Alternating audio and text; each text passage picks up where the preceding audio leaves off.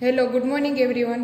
Last લેક્ચરની અંદર આપણે જોઈ ગયા છીએ રેસેમિક મિક્સચર અથવા તો રેસેમિક મોડિફિકેશન કોને કહેવાય, તો કે એવું મિક્સચર કે જેનું 50:50 નું મિક્સચર હશે તો આપણે તેને કહી શકશું રેસેમિક મિક્સચર અથવા તો રેસેમિક મોડિફિકેશન, બરાબર। એનાન્સિયોમરના જ બે આઇસોમર છે જેનું 50:50 નું મિક્સચર છે તો તેને કહેશું રેસેમિક મિક્સચર। ત્યાર પછી આપણે જોયું કે રેસેમિક મિક્સચર છે એની ફિઝિકલ પ્રોપર્ટી શું હશે, તો કે રેસેમિક મિક્સચરની ફિઝિકલ પ્રોપર્ટી પ્યોર આઇસોમર કરતાં થોડી ડિફરન્ટ જોવા મળશે, કારણ કે તેમાં પોઝિટિવ અને નેગેટિવ બંને આઇસોમરનું મિક્સચર હશે, તેથી તેની ફિઝિકલ પ્રોપર્ટી થોડી ડિફરન્ટ હશે। ત્યાર પછી આપણે જોયું કે રેસેમિક રિઝોલ્યુશન કોને કહેવાય અથવા તો રિઝોલ્યુશન ઓફ રેસેમિક મિક્સચર શું છે, તો કે રેસેમિક મિક્સચરમાંથી કોઈ પ્યોર પોઝિટિવ અથવા તો નેગેટિવ આઇસોમર સેપરેટ આઉટ કરવાની જે ટેકનિક છે તેને કહેશું રેસેમિક રિઝોલ્યુશન। રેસેમિક રિઝોલ્યુશનની આપણે ત્રણ ટેકનિકની વાત કરી ગયા છીએ। સૌથી પહેલી જે ટેકનિક હતી મિકેનિકલ સેપરેશન। મિકેનિકલ સેપરેશનની અંદર પોઝિટિવ અને નેગેટિવ આઇસોમર જે ફોર્મ થાય છે તે ડિફરન્ટ ક્રિસ્ટલ તેના ગ્રો કરાવવામાં આવે છે। પોઝિટિવ અને નેગેટિવના જે ક્રિસ્ટલ ગ્રો થશે તે કેવા હશે, તો કે તે ડિફરન્ટ હશે, જુદા જુદા હશે, તેથી આપણે તેને સેપરેટ આઉટ કરી શકશું, બરાબર છે। ત્યાર પછી જે સેકન્ડ ટેકનિક હતી એ હતી પ્રિફરન્શિયલ ક્રિસ્ટલાઇઝેશન બાય ઇનઓક્યુલેશન। એ મેથડની અંદર શું કરતા હતા, તો કે આપણે તેનું સેચ્યુરેટેડ સોલ્યુશન બનાવતા હતા, રેસેમિક મિક્સચરનું સેચ્યુરેટેડ સોલ્યુશન બનાવતા હતા। એ સેચ્યુરેટેડ સોલ્યુશનની અંદર આપણે પ્યોર ક્રિસ્ટલ એડ કરતા હતા। પ્યોર ક્રિસ્ટલ કાં તો પોઝિટિવ હોવો જોઈએ અથવા તો નેગેટિવ હોવો જોઈએ, બંનેમાંથી કોઈ એક ક્રિસ્ટલ એડ કરતા હતા, એટલે જે સોલ્યુશન ફર્ધર બનતું હતું એ સુપર સેચ્યુરેટેડ સોલ્યુશન બનતું હતું। એ સુપર સેચ્યુરેટેડ સોલ્યુશનને કૂલ કરવામાં આવે, ત્યાર પછી તેના ક્રિસ્ટલ છે તે ગ્રો કરવામાં આવે છે। કોઈ એક પ્યોર ક્રિસ્ટલ એડ કરેલો હશે, સપોઝ કે પોઝિટિવ ક્રિસ્ટલ એડ કરેલો હોય તો પોઝિટિવ જે ક્રિસ્ટલ હશે તે વધારે ગ્રો થશે in compare to negative crystal, બરાબર। એટલે પોઝિટિવ ક્રિસ્ટલ વધારે ગ્રો થશે, તેનું ક્રિસ્ટલાઇઝેશન વધારે જોવા મળશે, તેથી આપણે તેને કુલિંગ કરી અને એ ક્રિસ્ટલને સેપરેટ આઉટ કરી શકશું। ત્યાર પછી આપણે જોઈ હતી biochemical method.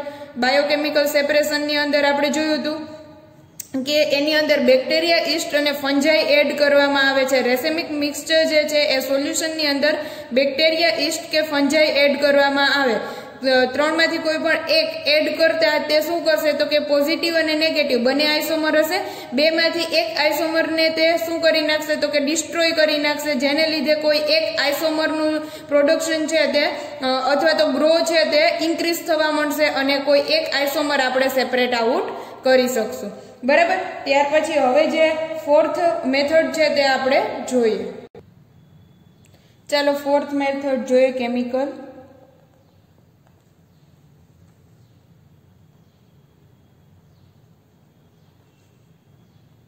Method. એનાન્સિયોમર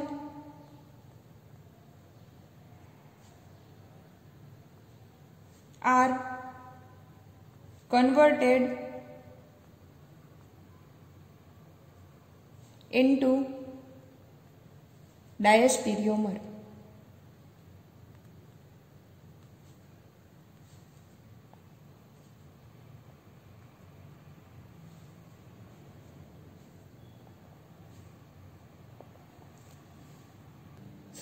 Diastereomers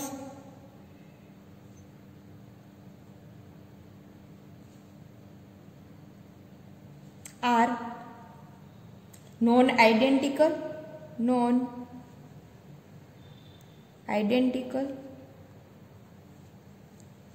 they have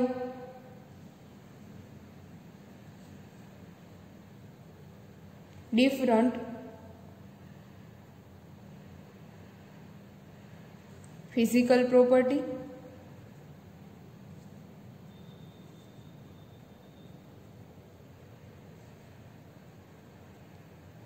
and hence easily be separated easily be separated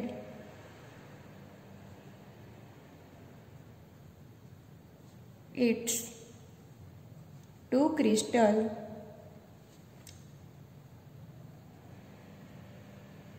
compound by fractional crystallization. Fractional crystallization.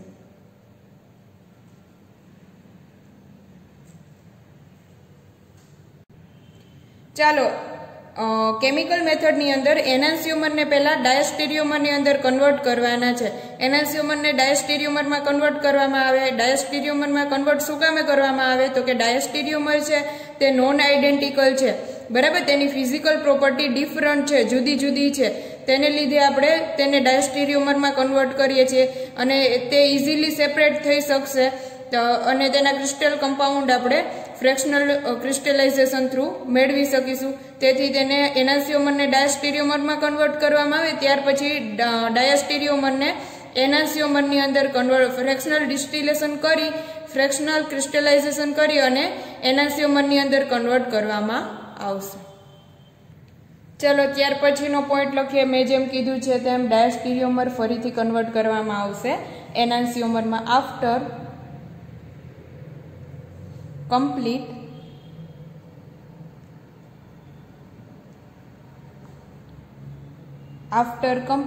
the separation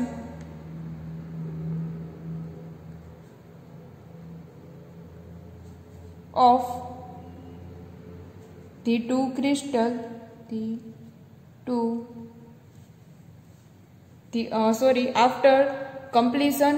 after complete the separation of two crystal diastereomer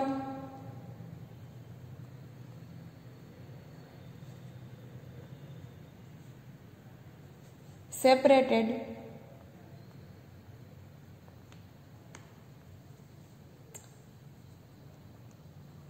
diastereomers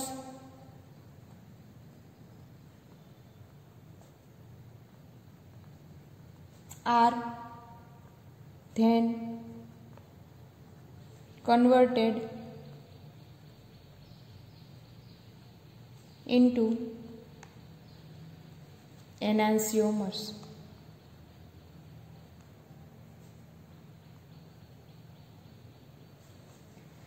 સૌથી પહેલા એનાન્સિયોમરને ડાયસ્ટેરિયોમરમાં convert કરવા પડશે, કારણ કે એનાન્સિયોમર છે તેને fractional ડિસ્ટિલાઇઝેશન through આપણે separate out કરી શકીએ નહીં, કારણ કે મે બી તેની ફિઝિકલ પ્રોપર્ટી સેમ હોઈ શકે, બરાબર.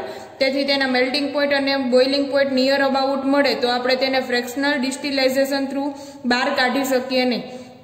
તેથી આપણે એનાન્સિયોમરને પહેલા ડાયસ્ટેરિયોમરમાં કન્વર્ટ કરશું, ત્યાર પછી ડાયસ્ટેરિયોમરને ફ્રેક્શનલ ડિસ્ટિલેશન થ્રુ બહાર કાઢવામાં આવે, બરાબર, સોલ્યુશનની બહાર કાઢવામાં આવે.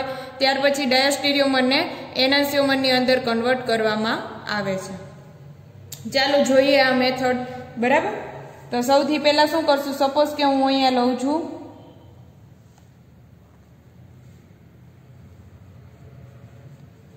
રેસેમિક mixture A plus B,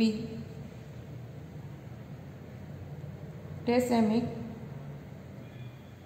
mixture, બરાબર. ધેન શું કરશું, ધેન એડ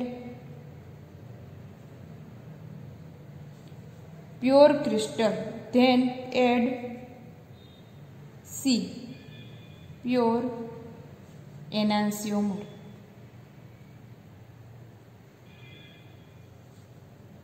ડાયસ્ટેરિયોમરમાં કન્વર્ટ કરવા માટે પ્યોર, બરાબર, જે પ્યોર એનાન્સિયોમર છે તે એડ કરવાનો છે. કાં તો એ જેવો એડ કરીએ, કાં તો બી જેવો, કોઈ પણ, કાં તો પોઝિટિવ કાં તો નેગેટિવ. પ્યોર એનાન્સિયોમર આપણે એડ કરવાનો છે. રેસેમિક મિક્સચર હશે એટલે પોઝિટિવ અને નેગેટિવનું મિક્સચર હશે, 50:50નું, બરાબર. તેની અંદર પ્યોર એનાન્સિયોમર, કાં તો પ્યોર પોઝિટિવ કાં તો પ્યોર નેગેટિવ એનાન્સિયોમર એડ કરવાનો છે.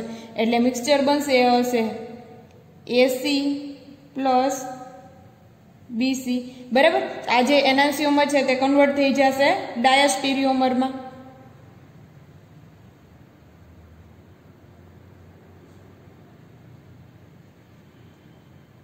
ડાયસ્ટેરિયોમરમાં કન્વર્ટ થઈ ગયા. ડાયસ્ટેરિયોમરમાં કન્વર્ટ થયા એટલે તેના મેલ્ટિંગ પોઈન્ટ ઓર બોઇલિંગ પોઈન્ટ ડિફરન્ટ હશે.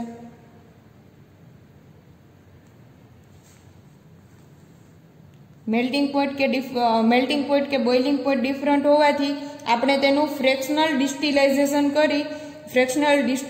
કરી અને તેને સેપરેટ આઉટ કરી શકશું.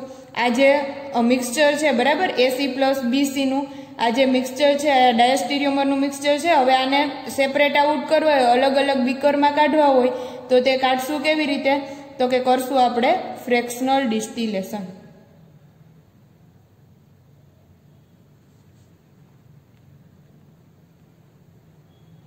ફ્રેક્શનલ ડિસ્ટિલેશન કરી અને એસીને એક બીકરમાં લઈ લેશું અને બીસીને એક બીકરમાં લઈ લેશું. બરાબર, અહીંયા ત્યાં સેપરેટ આઉટ થઈ શકશે. ત્યાર પછી કોઈ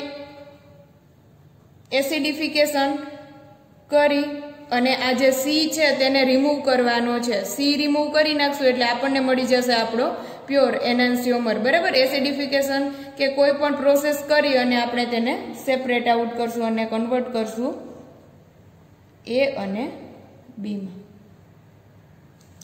આ શું છે? તો કે આ છે ડાયસ્ટેરિયોમર. બરાબર, આ ડાયસ્ટેરિયોમરને કન્વર્ટ કરશું એનાન્સિયોમરમાં. હવે આ જે આખી પ્રોસેસ છે જો હું કોઈ એક એક્ઝામ્પલ થ્રુ તમને સમજાવું તો તમને વધારે ખ્યાલ આવશે. ચલો આપણે જેમ વાત કરી છે તેમ એનાન્સિયોમર લઈ લઈએ. સપોઝ કે હું અહીંયા લઉં છું એનાન્સિયોમર HCOOH મિથાઇલ ઇથાઇલ. બરાબર, તો હું નંબરિંગ આપીશ 1 2 3. તો આનું કોન્ફિગ્યુરેશન થશે S. બરાબર, આ S કોન્ફિગ્યુરેશન છે. અહીંયા ખાસ ધ્યાન રાખવાનું છે જો હાઇડ્રોજન વર્ટિકલ લાઇન ઉપર હોય તો જેનું તે કોન્ફિગ્યુરેશન રહેશે. બટ જો હાઇડ્રોજન હોરિઝોન્ટલ લાઇન ઉપર હશે તો આપણે કોન્ફિગ્યુરેશન ચેન્જ કરવાનું રહેશે. ઇન્વર્સથી કોન્ફિગ્યુરેશન આવશે. અહીંયા હાઇડ્રોજન વર્ટિકલ લાઇન ઉપર છે એટલે જે છે તેમનું તેમ કોન્ફિગ્યુરેશન S. તેની મિરર ઇમેજ ડ્રો કરશું.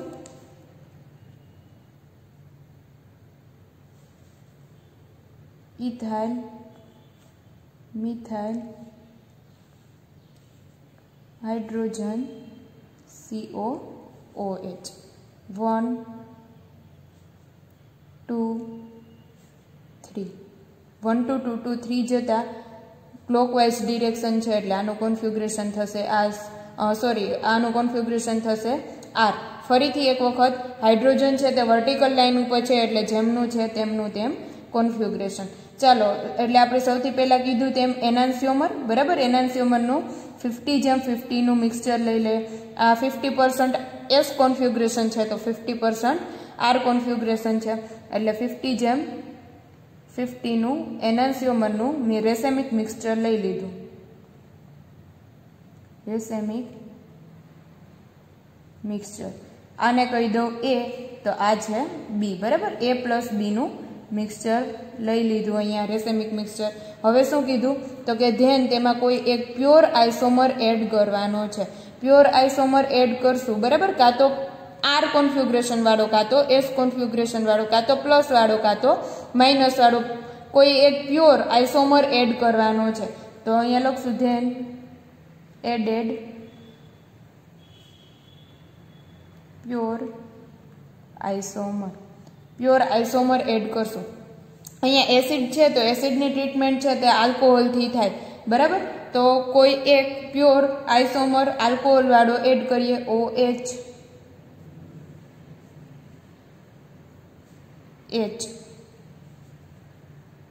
ઇથાઇલ R વાળો એડ કરવો છે એટલે અહીંયા હું લઈશ ઇથાઇલ એટલે 1 2 2 2 3 મિથાઇલ. બરાબર, એટલે અહીંથી હું આપીશ નંબરિંગ 1 2 3 1 2 2 2 3 જવું છે એટલે R કોન્ફિગ્યુરેશન વાળો લેવો છે એટલે અહીંયા મિથાઇલ અને ઇથાઇલ રાખવું પડશે. જો અહીંયા ઇથાઇલ ને મિથાઇલ કરો તો આ S વાળો થાય તો પણ ચાલે. બરાબર, અહીંયા મેં R વાળો લીધેલો છે કોઈ એક પ્યોર આઇસોમર. ચાલો હવે એની અંદર એડ કરવાનું છે. હવે અહીંયા જોશું તો આ જે અહીંથી H અને અહીંથી OH વોટર મોલેક્યુલ રિમૂવ થશે. વોટર મોલેક્યુલ રિમૂવ થતાં એસ્ટરની અંદર કન્વર્ઝેશન થશે. -H2O વોટર મોલેક્યુલ બંનેમાંથી રિમૂવ થશે.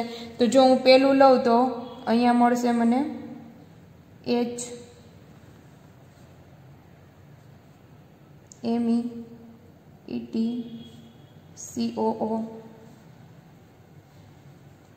MEETH.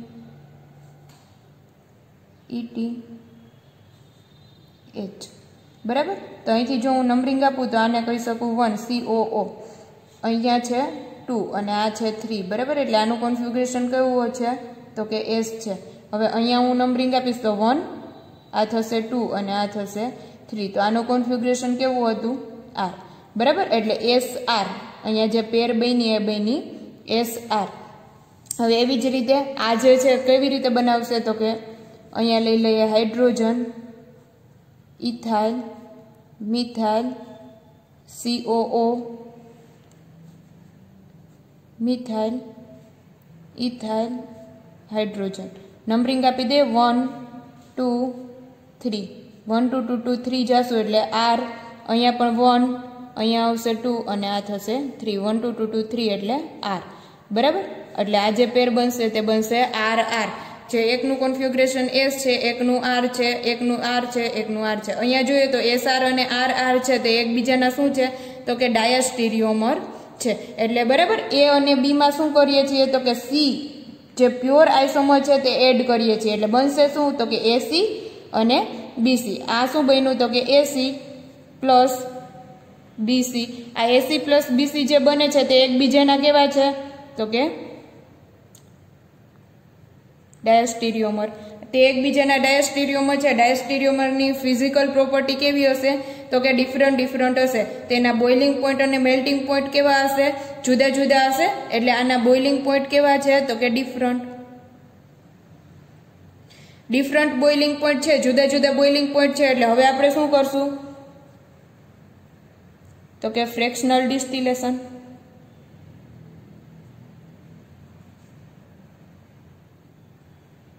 ફ્રેક્શનલ ડિસ્ટિલેશન કરશું એટલે આ જે છે બરાબર આનું બોઇલિંગ પોઈન્ટ, આ એસી નું કંઈક બોઇલિંગ પોઈન્ટ અલગ હશે અને આ બીસી નું બોઇલિંગ પોઈન્ટ અલગ હશે.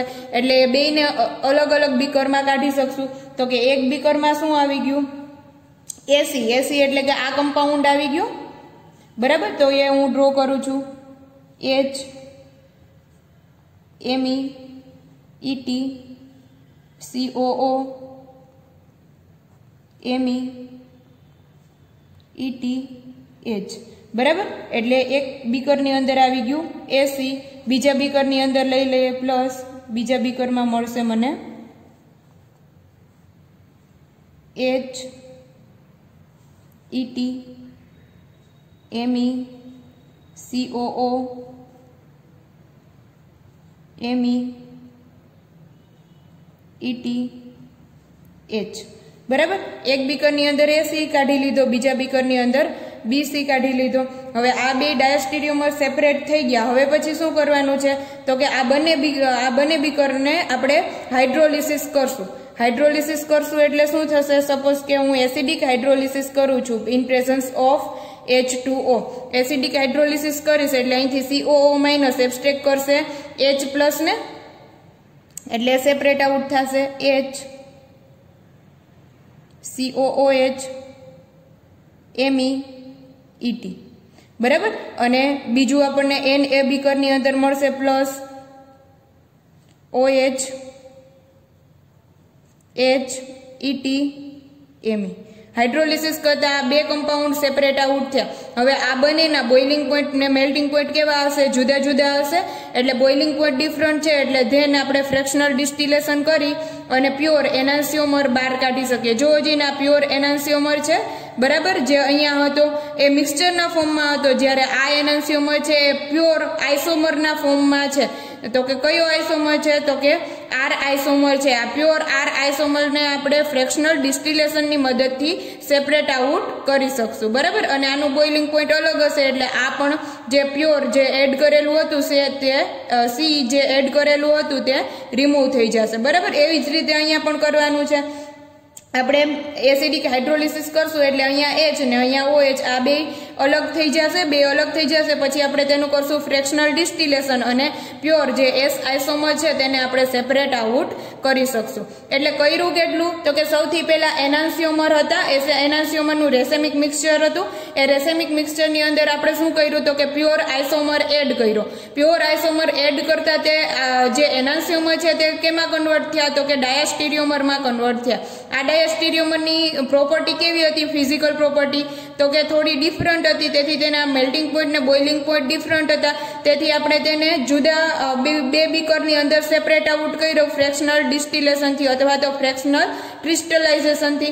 तेने बंनेने अलग अलग बीकरनी अंदर लई लीधा, बराबर। त्यार पछी शुं कर्युं? तो के जे आपणे प्योर आइसोमर एड कर्यो तो तेने रिमूव करवा माटे एसिडिक हाइड्रोलिसिस कर्युं। एसिडिक हाइड्रोलिसिस करता ते बने सेपरेट आउट थया। आ बनेना मेल्टिंग पॉइंट अने बॉइलिंग पॉइंट अलग हशे, कारण के एक छे एसिड छे, बीजो छे आल्कोहोल छे, बराबर। तेथी आपणे तेने फरीथी फ्रेक्शनल डिस्टिलेशन करी एनान्सियोमरनी अंदर कन्वर्ट करशुं अने बहार काढी शकशुं। चालो त्यार पछी छेल्ली मेथड काइनेटिक मेथड, छेल्ली and last fifth kinetic method.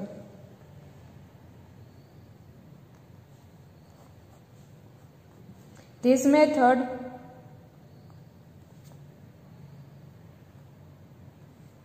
is based on the fact that one of the enantiomer of racemic mixture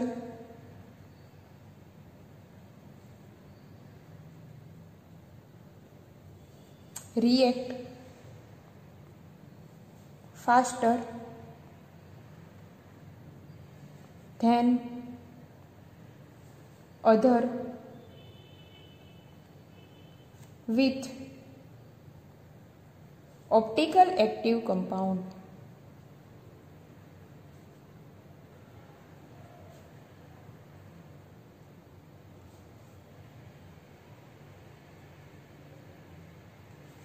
For example,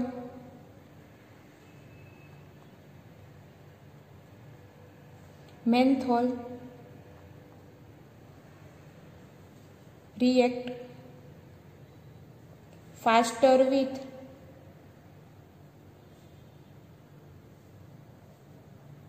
positive Mendelic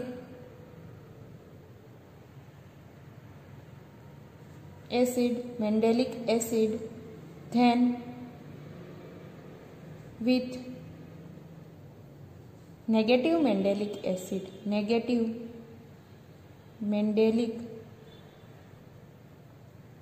acid. Thus, with difference in kinetic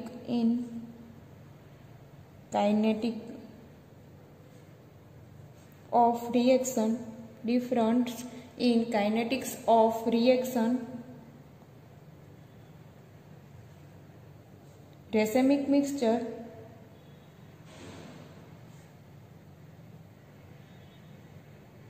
can be separated.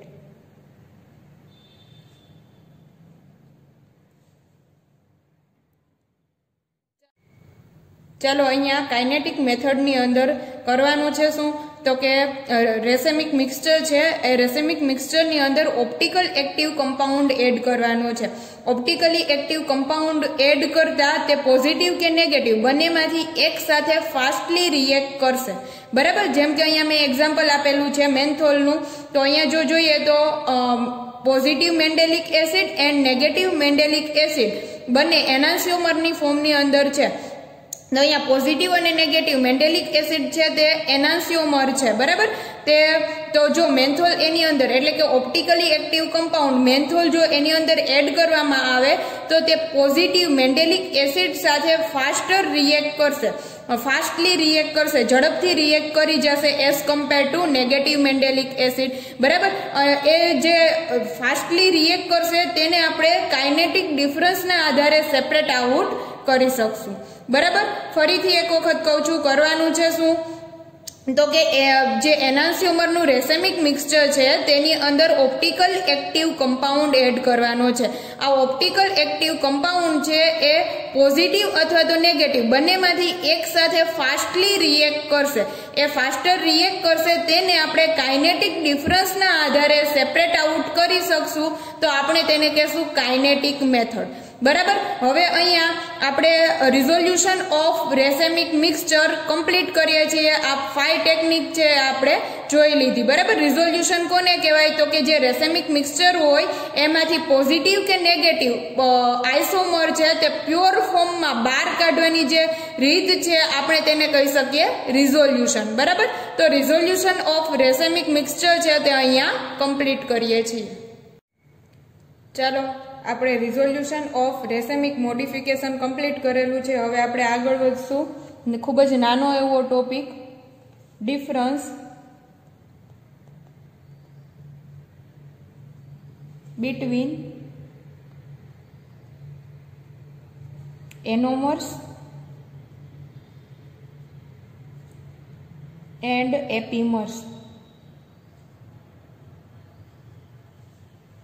આજે એનોમર્સ અને એપીમર વચ્ચે શું difference છે તે આપણે જોવાનું છે.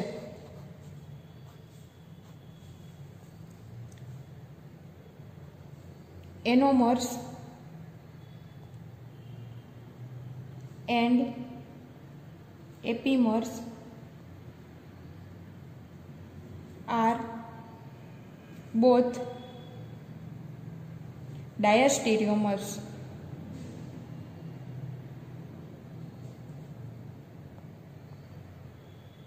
એનોમર્સ અને એપીમર બંને કેવા છે તો કે ડાયસ્ટેરિયોમર છે. But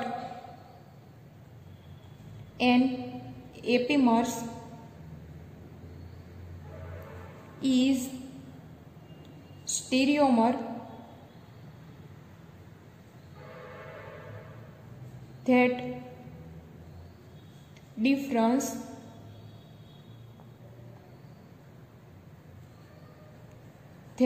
difference in configuration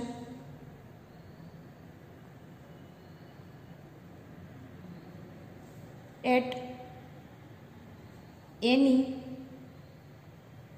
single stereo center. Stereogenic center or stereo center. બરાબર, એપીમર કોને કહેવાય તો કે એપીમર છે એ ઓનલી એક કાર્બન જ ડિફરન્ટલી કોન્ફિગ્યુરેશન હશે, એક જ સ્ટીરિયો સેન્ટરની અંદર અલગ અલગ કોન્ફિગ્યુરેશન હશે તો આપણે તેને કહી શકશું એકબીજાના એપીમર. એ હું એક્ઝામ્પલ લઈને તમને સમજાવીશ. કાર્બોહાઈડ્રેટનું એક્ઝામ્પલ લઈ અને આપણે સમજશું કે એપીમર શું છે.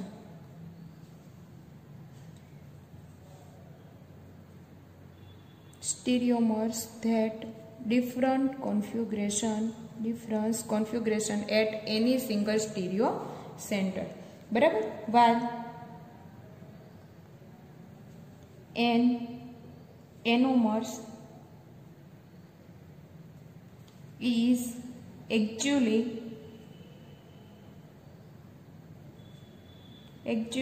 an epimer that difference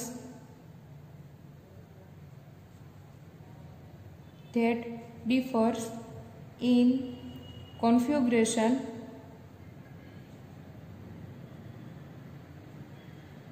at acetal or hemiacetal carbon.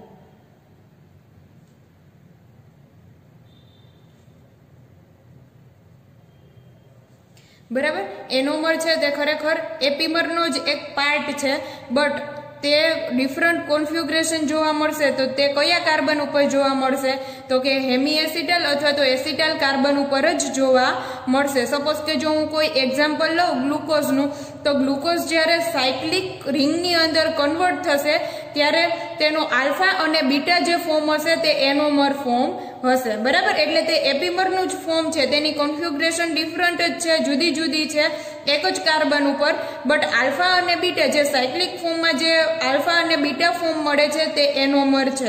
જ્યારે એપીમર શું છે તો કે ઓપન ચેઇનની અંદર જો એક સ્ટીરિયો સેન્ટર ડિફરન્ટ હશે, બાકીના બધા સેમ હશે, બટ એક સ્ટીરિયો સેન્ટર ડિફરન્ટથી કોન્ફિગ્યુરેશન હશે તો આપણે તેને કહી શકશું એપીમર. ફરીથી એક વખત કહું છું, ઓપન ચેનની અંદર એક સ્ટીરિયો સેન્ટર ડિફરન્ટ હશે, બાકીના બધા સ્ટીરિયો સેન્ટર સેમ હશે. બરાબર, એક સ્ટીરિયો સેન્ટર ઇન્વર્સલી કોન્ફિગ્યુરેશન હશે તો આપણે તેને કહી શકશું એપીમર. બરાબર, જ્યારે એનોમર શું છે તો કે તે ઓપન ચેઇન ફોર્મ નથી, તે સાયક્લિક ચેઇન ફોર્મ છે. સાયક્લિક ફોર્મની અંદર જે હેમી એસિટાલ અથવા તો એસિટાઇલ કાર્બન છે તેમાં આલ્ફા કે બીટા જે ફોર્મ છે ડિફરન્ટથી કોન્ફિગ્યુરેશન છે. બરાબર, તો આપણે તેને કહી શકશું એનોમર. એનોમર અને એપીમરમાં એટલો ડિફરન્સ છે. બંને આ એપીમરનું થોડુંક ડીપમાં ફોર્મ છે તે એનોમર છે, એપીમરનું જ ફોર્મ છે. બરાબર, એપીમર છે તે ઓપન ચેઇન ફોર્મમાં હોય અને એનોમર છે તે સાયક્લિક ફોર્મની અંદર હોય. બંનેમાં ઇન્વર્સલી કોન્ફિગ્યુરેશન જ હશે કે સ્ટીરિયો સેન્ટર જે છે તે ઇન્વર્સ હશે. બરાબર, કે એક સ્ટીરિયો સેન્ટર છે તે ડિફરન્ટથી કોન્ફિગ્યુરેશન હશે. બટ એનોમરમાં શું હશે તો કે હેમી એસિટાઇલ કે એસિટાઇલ કાર્બન ઉપર હશે, જ્યારે આમાં કોઈ પણ કાર્બન ઉપર હોઈ શકે. ચાલો એપીમર વિશે જોશું તો અનધર ડેફિનેશન જોઈ લઈએ એપીમરની, અને ત્યાર પછી તેનું જોશું એક્ઝામ્પલ. બરાબર છે, if 2 monosaccharide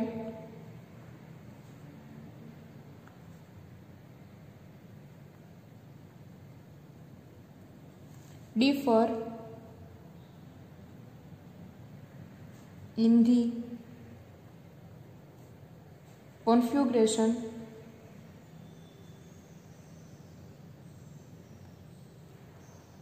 around the single specific carbon atom, then these monosaccharide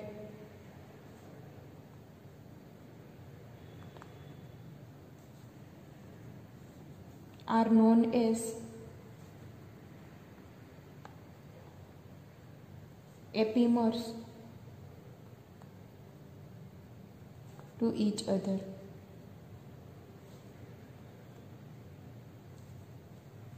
અહીંયા આપણે કરશું underline single specific carbon atom differ the configuration single specific carbon atom. Suppose કે હું મોનોસેકેરાઇડની અંદર જો લઈ લઉં તો અહીંયા લઉં છું D ગ્લુકોઝનું example CHO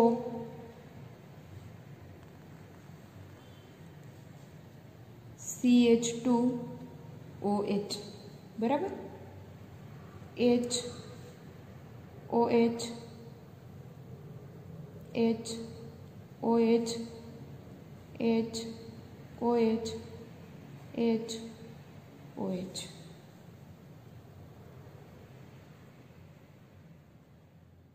D glucose. બરાબર, ગ્લુકોઝની કમ્પેરિઝન કરશું આપણે મેનોઝ સાથે. બરાબર, ગ્લુકોઝનો જ એક આઇસોમર છે તેની આપણે કમ્પેર કરશું મેનોઝ સાથે. તો અહીંયા જો જોઈએ તો આ જે કાર્બન છે તે સ્ટીરિયો કાર્બન કહેવાય, કારણ કે તેની ચારે ચાર વેલેન્સી ડિફરન્સ છે. એટલે આ 1, આ પણ થશે 2, 3 એન્ડ 4. બરાબર. આના 4 આપણને સ્ટીરિયો સેન્ટર મળી શકે. તો હવે જો જોઈએ તો ગ્લુકોઝ અને મેનોઝ છે તે એકબીજાના એપીમર છે, બટ કયા એપીમર છે તે આપણે જોવાનું છે. CHO મેનોઝનું સ્ટ્રક્ચર ડ્રો કરું છું હું અહીંયા. CH2OH HOH. બરાબર. તો આ પણ રાઈટ હેન્ડ સાઈડ છે, એટલે અહીંયા લખીશું D મેનોઝ.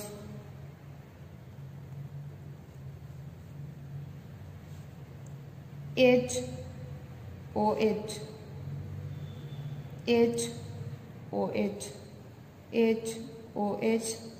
HOH. બરાબર. તો હવે અહીંયા જોઈએ તો આને પણ 4 સ્ટીરિયો સેન્ટર છે, 1 2 3 4. બરાબર.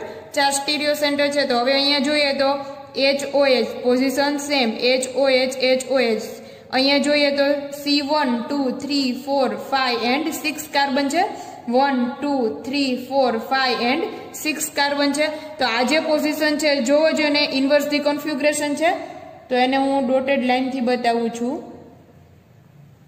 આ જે પોઝિશન છે તેને કહેશું C2 પોઝિશન. અને અહીંયા જોવો 1 સ્ટીરિયો સેન્ટર ઉપર ડિફરન્સ ધી કોન્ફિગ્યુરેશન છે, કોન્ફિગ્યુરેશન જુદી જુદી જોવા મળે છે. એટલે ડી ગ્લુકોઝ અને ડી મેનોઝ છે તે એકબીજાના C2 એપીમર કહેવાય. બરાબર. ડી ગ્લુકોઝ અને ડી મેનોઝ છે તે એકબીજાના C2 એપીમર છે. શું કીધું તો કે 2 મોનોસેકેરાઇડ, એટલે કે બે બને છે કેવા મોનોસેકેરાઇડ જ છે.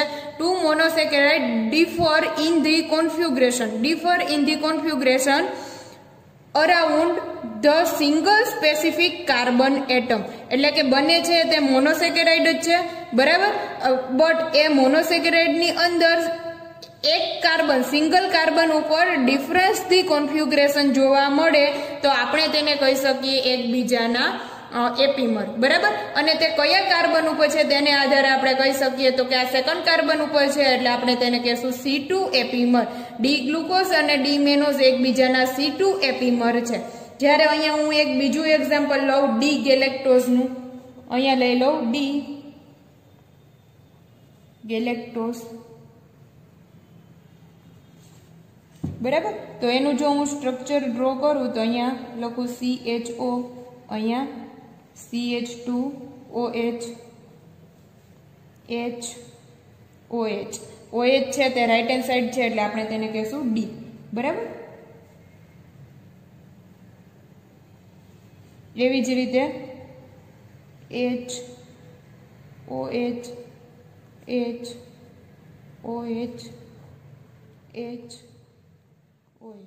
બરાબર. ચાલો ગ્લુકોઝ અને ગેલેક્ટોઝની કમ્પેર કરશું તો CHO. બરાબર. HOH સરખું કોન્ફિગ્યુરેશન, C3 પોઝિશન ઉપર HOH સરખું કોન્ફિગ્યુરેશન. અહીંયા જોવો જીને C4 નંબરના કાર્બન ઉપર આ કાર્બન 1 2 3 4, અહીંયા પણ 1 2 3 4 4 નંબરના કાર્બન ઉપર જોવો જીને સ્ટીરિયો H ની સામે આવે છે H, OH ની સામે OH. એટલે આ જે છે C4 નંબરની જે પોઝિશન તે ઇન્વર્સ ધી કોન્ફિગ્યુરેશન છે. HOH સરખું, CH2OH સરખું. બરાબર. તો અહીંયા જો જોઈએ તો આ જે ડી ગ્લુકોઝ અને ડી ગેલેક્ટોઝ એકબીજાના કયા એપીમર થાય તો કે C4 એપીમર થાય. ક્લિયર. બરાબર. ડી ગ્લુકોઝ અને ડી મેનોઝ એકબીજાના કેવા એપીમર તો કે C2 એપીમર, જ્યારે ડી ગ્લુકોઝ અને ડી ગેલેક્ટોઝ એકબીજાના C4 એપીમર કહેવાય. એટલે કે બંને મોનોસેકેરાઇડ જ છે, પણ ઓનલી એક કાર્બન ઉપર ડિફરન્સ ધી કોન્ફિગ્યુરેશન જો જોવા મળે તો આપણે તેને એપીમર કહી શકીએ. તે કયા કાર્બન ઉપર છે તેને આધારે આપણે C2 C4 નામ આપીએ છીએ. બરાબર. એટલે કે એક સ્ટીરિયો સેન્ટર છે તે ઇન્વર્સ ધી કોન્ફિગ્યુરેશન હશે. બરાબર. અથવા તો કોન્ફિગ્યુરેશન કેવી હશે, ડિફર હશે, તો આપણે તેને કહી શકશું એકબીજાના એપીમર. ચાલો હવે આગળ વધશું એનોમરમાં, બરાબર। એપીમર આપણે બધા જોઈ ગયા છીએ। એપીમર કોને કહેવાય તો કે ઓપન ચેઇન ફોર્મની અંદર હોય અને મોનોસેકેરાઇડનો પાર્ટ છે ઓપન ચેઇન ફોર્મની અંદર હશે અને જો only one single specific carbon atom ઉપર ડિફર ધી કોન્ફિગ્યુરેશન હોય તો આપણે તેને કહી શકીએ એકબીજાના એપીમર, બરાબર। આ જે એપીમર છે તે કયા કાર્બન ઉપર જોવા મળે તો કે C2, C3, C4 and C5 carbon ઉપર તમને જોવા મળે। હવે અહીંયા એનોમરની અંદર શું થશે તો કે ડિફર ધી કોન્ફિગ્યુરેશન જોવા મળશે, બટ તે કયા કાર્બન ઉપર જોવા મળશે તો કે C1 કાર્બન ઉપર જોવા મળશે। જ્યારે તેનું સાયક્લિક ફોર્મમાં કન્વર્ટ થશે, જ્યારે ગ્લુકોઝ છે તે તેના સાયક્લિક ફોર્મની અંદર કન્વર્ટ થશે ત્યારે જે તેનું આલ્ફા અને બીટા જે કોન્ફિગ્યુરેશન છે C1 કાર્બન ઉપરનું આપણે તેને કહેશું એકબીજાના એનોમર, બરાબર। એટલે હેમી એસિટાલ અથવા તો એસિટાલ કાર્બન ઉપર જ જો આ કોન્ફિગ્યુરેશન જોવા મળતું હોય ડિફર તો આપણે તેને કહી શકીએ એકબીજાના એપીમર। જ્યારે ઓપન ચેઇન ફોર્મની અંદર ડિફર ધી કોન્ફિગ્યુરેશન જોવા મળતું હોય તો આપણે તેને કહી શકીએ એકબીજાના એપીમર, બરાબર। એપીમર ઓપન ચેઇન ફોર્મની અંદર હશે, જ્યારે એનોમર છે તે સાયક્લિક ફોર્મની અંદર તમને જોવા મળશે। જેમ કે હું અહીંયા ઓપન ચેઇન ફોર્મ ડ્રો કરું છું,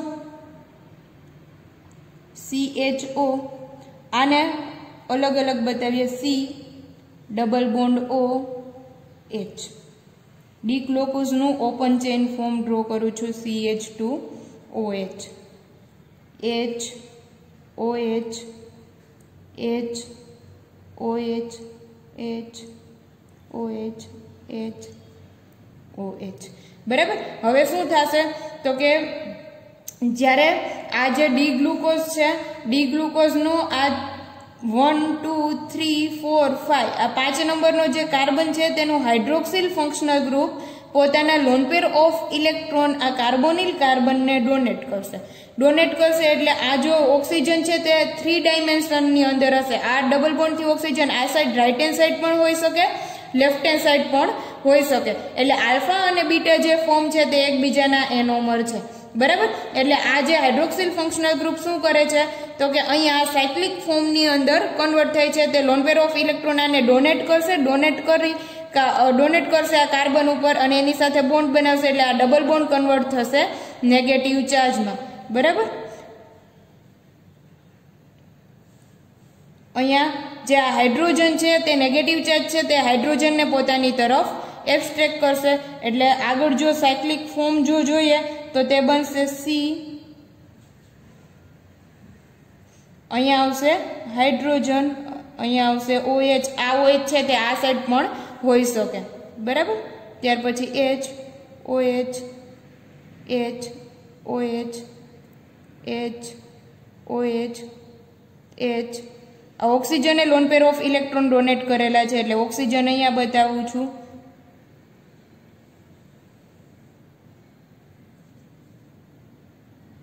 બરાબર। CH2OH, બરાબર। આ જે ફોર્મ છે આ ફોર્મને કહેશું આપણે સાયક્લિક ફોર્મ। આ સાયક્લિક ફોર્મ છે તે આપણે અલગ રીતે ડ્રો કરશું। હવે ખાસ યાદ રાખવાનું છે, જો hydroxyl functional group right hand side આવેલો હોય તો આપણે તેને કહી શકીએ, અહીંયા જોઈએ તો આ હાઇડ્રોક્સિલ ફંક્શનલ ગ્રુપ કાર્બનની રાઈટ હેન્ડ સાઈડ છે, બરાબર। એટલે આપણે તેને કહી શકીએ આલ્ફા એનોમર। જો આ હાઇડ્રોક્સિલ ફંક્શનલ ગ્રુપ કાર્બનની લેફ્ટ હેન્ડ સાઈડ આવેલું હશે, ડબલ બોન્ડ અહીંયા ઓક્સિજન હશે, અહીંયા હાઇડ્રોજન હશે, તો લેફ્ટ હેન્ડ સાઈડ થશે તો આપણે તેને કહેશું બીટા એનોમર। આ આલ્ફા એનોમર અને બીટા એનોમર છે એ તે ઇક્વિલિબ્રિયમ સોલ્યુશનની અંદર એકબીજામાં ઇન્ટરકન્વર્ટેબલ હશે, એટલે કે સાયક્લિક રિંગમાંથી તે કન્વર્ટ થાય ચેઇન ફોર્મમાં અને ચેઇન ફોર્મમાંથી તે કન્વર્ટ થાય બીટા એનોમરમાં, બીટા એનોમરમાંથી ચેઇન ફોર્મમાંથી આલ્ફા એનોમર, એકબીજામાં ઇન્ટરકન્વર્ટેબલ હશે। એટલે રિવર્સિબલ એરો પણ આપણે ડ્રો કરશું કે તે એકબીજામાં ઇન્ટરકન્વર્ટેબલ છે। ચલો ડી ગ્લુકોઝમાંથી આપણે બીટા ફોર્મ ડ્રો કરી નાખીએ, C double bond O H, chain form છે તે અહીંયા બતાવી દઉં છું,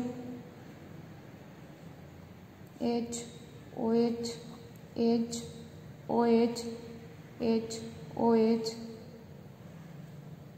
H OH CH2OH। आ 5 नंबरना जे हाइड्रोक्सिल फंक्शनल ग्रुप है ते अहींया एटेक करशे, डबल बॉन्ड कन्वर्ट थशे नेगेटिव चार्ज में, ई नेगेटिव चार्ज खेंचशे हाइड्रोजन ने, बराबर। एटले जेने साइक्लिक फॉर्म मळशे आपणने ते मळशे C। आ जे फर्स्ट नंबर नो कार्बन है ए अहींया आव्यो ऑक्सिजन पर नेगेटिव चार्ज, ए नेगेटिव चार्ज खेंचो एक हाइड्रोजन ने एटले OH, बाकीनु एज इट इज HOH, बराबर। अहींया ऑक्सिजन एटेक करेलो छे एटले ऑक्सिजन बतावशुं अने ते 5मा नंबरना कार्बन साथे अटेच थशे। H OH H OH H OH H oxygen CH2OH, बराबर। तो आज साइक्लिक फॉर्म है अहींया जोईए तो हाइड्रोक्सिल फंक्शनल ग्रुप क्या आवेलू है तो कि लेफ्ट हेन्ड साइड आवेलू है, एटले आ तेनो बीटा एनोमर है। हवे जो आ साइक्लिक फॉर्म है तेने आपणे साइकलना फॉर्म में ड्रो करिए तो आ रीते ड्रो करी सकीए अल्फा अने बीटा एनोमर ने। ऑक्सिजन आ जे छे ते कार्बन नंबर 1 है, बराबर। ऑक्सिजन अटेक करेलू आ कार्बन नंबर 1 2 3 4 5, बराबर। 5 અને CH2OH 6 આવશે, CH2OH આ 6 નંબરનો કાર્બન એટમ। હવે અહીંયા ખાસ ધ્યાન રાખવાનું છે, અહીંયા જો આપણે જોવાનું છે કે હાઇડ્રોક્સિલ ફંક્શનલ ગ્રુપ ક્યાં આવેલું છે। જો hydroxyl functional group first number ना कार्बन ऊपर नीचे आवेलू होय, बराबर। CH2OH नी एंटी पोजिशन ऊपर आवेलू होय तो आपणे तेने कहेशुं अल्फा एनोमर।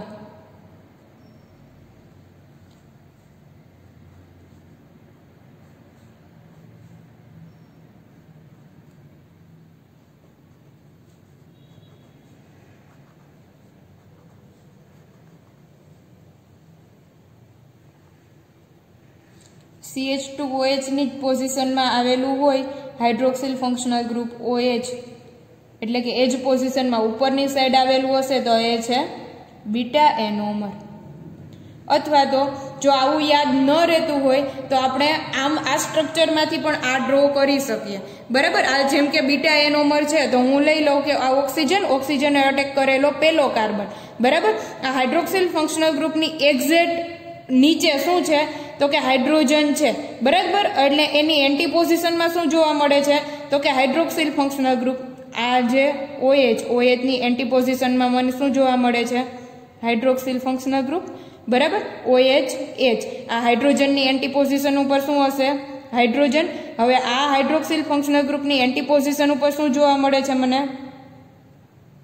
OH, बराबर। आ OH नी एंटी पोजिशन पर शू जोवा मळे छे OH, बराबर। हवे आ OH नी एंटी पोजिशन पर शू जोवा मळे छे मने CH2OH। तो आ रीते पण आपणे स्ट्रक्चर छे ते ड्रो करी सकीए, बराबर। आ बीटा एनोमर छे।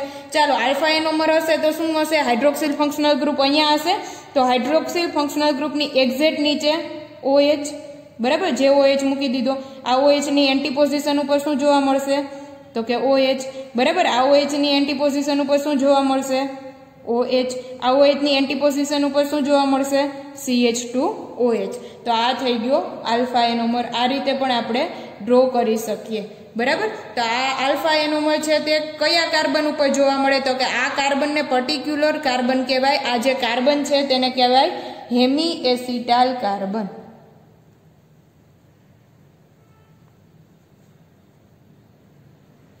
बराबर। आ जे पर्टिक्युलर कार्बन छे तेनु नाम छे आ कार्बन ने कहेशुं हेमी एसिटाल कार्बन।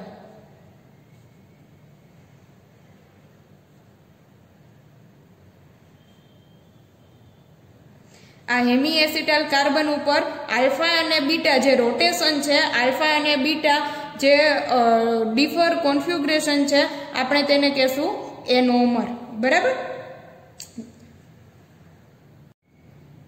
चलो हेमी एसिटाल कार्बन नी डेफिनेशन लखशुं 2 sugar that differ in configuration only at the anomeric carbon bearing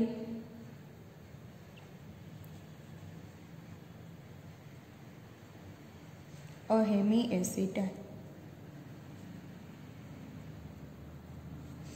બરાબર. શું કીધું? એનોમેરિક કાર્બન ઉપર ડિફર કોન્ફિગ્યુરેશન જોવા મળે તો આપણે તેને કહી શકીએ એનોમેરિક કાર્બન. અને એ એનોમેરિક કાર્બન છે તે કયો કાર્બન છે? તો કે હેમિએસિટાલ કાર્બન છે. એટલે આ હેમિએસિટાલ કાર્બન છે અને ડિફર ધી કોન્ફિગ્યુરેશન જોવા મળે છે તો આપણે તેને કહેશું એકબીજાના એનોમર. હવે ગ્લુકોઝ એનોમર છે differ in the configuration at C1 position. અહીંયા ગ્લુકોઝનું એક્ઝામ્પલ લીધેલું છે તો હું લખી નાખું ગ્લુકોઝ ધી એનોમર